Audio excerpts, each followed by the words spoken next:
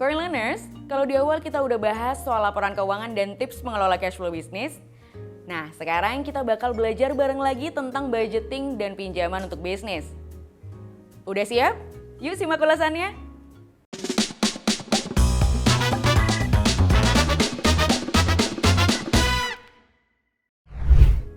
Budgeting. Apa sih budgeting itu?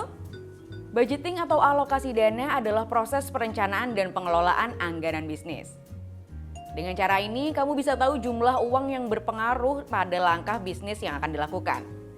Sebagai pemilik usaha, pengelolaan budget ini penting banget untuk dilakukan. Tapi gimana ya kalau setelah budgeting, ternyata modal usahanya masih kurang? Nah, lakukan efisiensi atau pengurangan dana dari anggaran yang membengkak. Selain itu, kamu juga bisa ajukan pinjaman untuk bisnismu. Pinjaman untuk bisnis?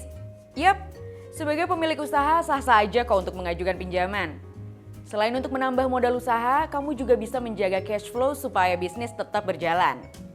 Tapi sebelum ajukan pinjaman, rencanakan semuanya dengan matang ya. Perhatikan faktor yang perlu dipahami berikut ini.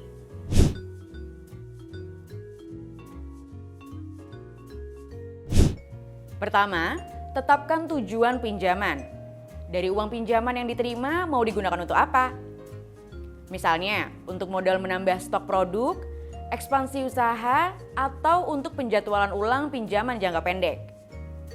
Pastikan kalau tujuan pinjaman ini adalah agar roda bisnismu terus berjalan ya.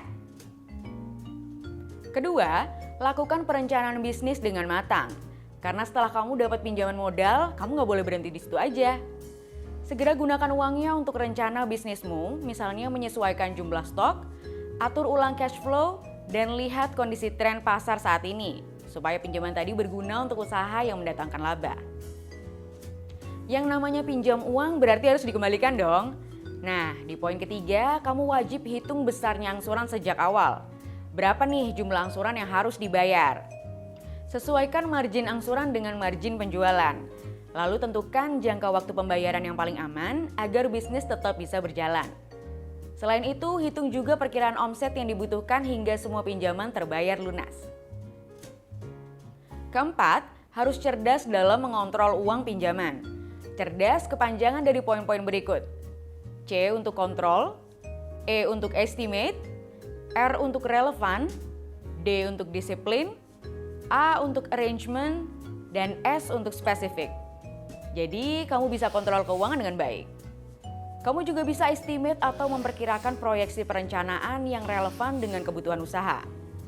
Hal berikutnya, disiplin dalam arrangement atau mengatur pembayaran angsuran sesuai dengan jangka waktu.